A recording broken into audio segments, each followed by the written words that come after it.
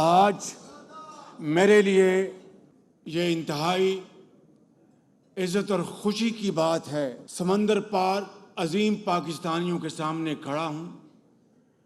आप वो अजीम पाकिस्तान के एम्बेसडर्स हैं जो दिन रात मेहनत करते हैं, चाहे यूरोप में, बरतानिया में, शुमाली अमेरिका में और मशरक़ वस्ता में, फार ईस्ट में। और दिन में आप दियार गैर में इंतहाई मेहनत से आप रिज़्क़ हलाल कमाते हैं। मैं सिद्क़ के दिल के साथ इस बात का एतराफ़ करना चाहता हूँ कि आप अपनी मेहनत से जो रिज़्क़ हलाल कमाते हैं, ये जो साल गुज़रा है, आपने पाकिस्तान अपनी खून पसीने की कमाई से $38.5 अरब पाकिस्तान आपने भिजवाए हैं। आपने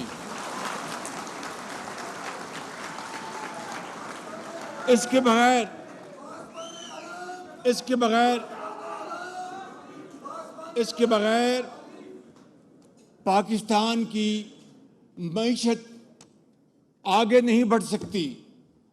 तो मैं फिर क्यों ना आगे बढ़ के आपको सलाम पेश करूं, सल्यूट करूं आपसे।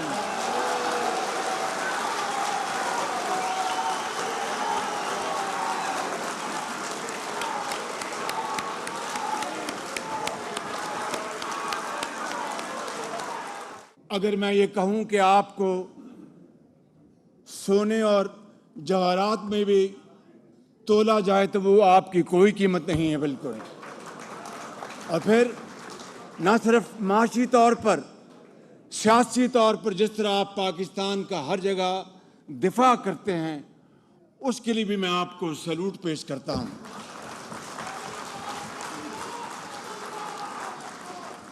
आप में से बेशुमार यहाँ पर नौजवान, बुजुर्ग भाई, उनको मैं ज़ाती तौर पर जानता हूँ।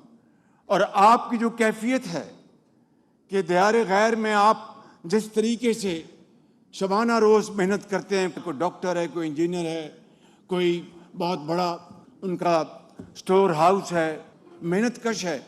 मैं समझता हूँ कि ये वो पाकिस्तान की अजीम सिफ़ात हैं जो आपने पूरी दुनिया में आपने मुतारफ़ करवाई हैं बतौर मेहनती, ईमानदारी के और अज़मत के लिहाज से अजीम पाकिस्तानियों के।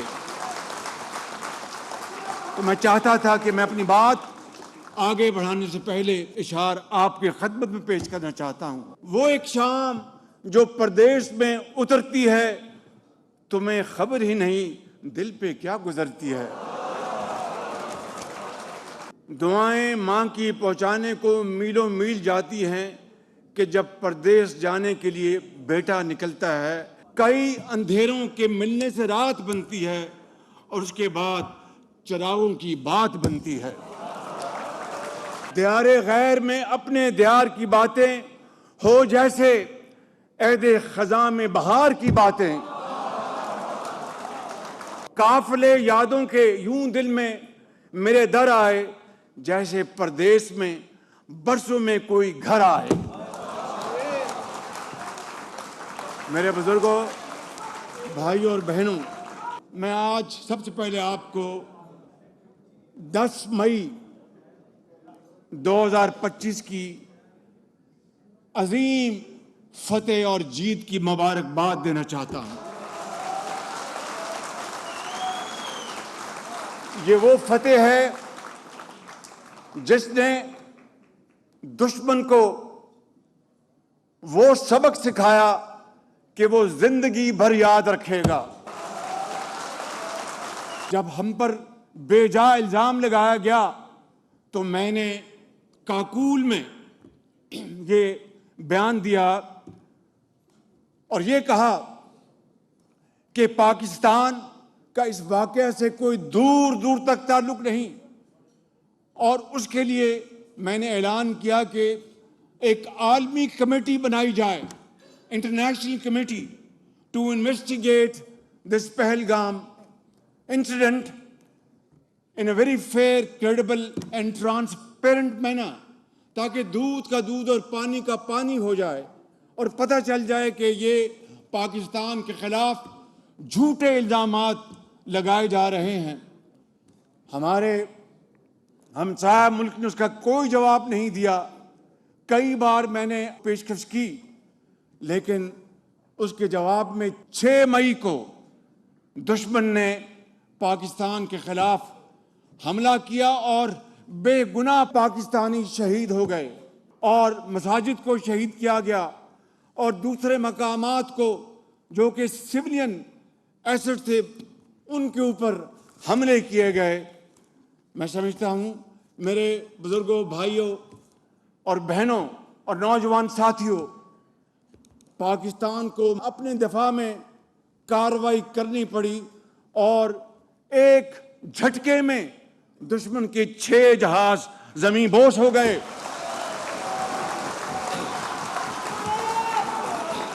दुश्मन को चंद घंटों में पता लग गया कि अगर बात दूर निकली तो बहुत दूर तक चली जाएगी।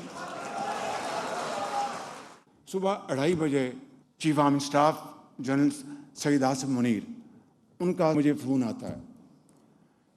अभी मैं आपको तारीख़ की बात बता रहा हूँ। कहते हैं कि वज़ीर आज़म, मैं आपको ये ख़बर देना चाहता हूँ कि हिंदुस्तान ने हम पर दोबारा हमला कर दिया है। आप यकीन करें कि सईद आसिफ मुनीर की आवाज़ में बला का ठहराव था, यकीन मुकम था और इंतहाई एतमाद के साथ बात कर रहे थे और खुदा के ऊपर भरोसा करके मुझे कहने लगे कि वज़ीर आज़म, अब मुझे आप इजाज़त दें कि चूँकि दुश्मन ने दोबारा ये मकरू हरकत की है तो अब हम उनको वो सबक सिखाएंगे कि वो ज़िंदगी भर याद रखेगा। जो बात मैं आपसे करना चाहता हूँ कि मैं अभी बाज़ अरब ममालिक, जो हमारे दोस्त ममालिक वहाँ से होके आए हैं, वहाँ पर एक सरबराह ने मुझसे पूछा कि वज़ीर आज़म, मैं आपसे पूछना चाहता हूँ कि वो कौन सी 2 बातें हैं जो कि इस आपकी अजीम फ़तह की वजह बनी। मैंने कहा, नंबर 1, अफ़वाज पाकिस्तान की दिलेरी, शुजाअत, प्रोफेशनल एक्यूमेन और अल्लाह ताला पर भरोसा और most modern techniques and highest level of training.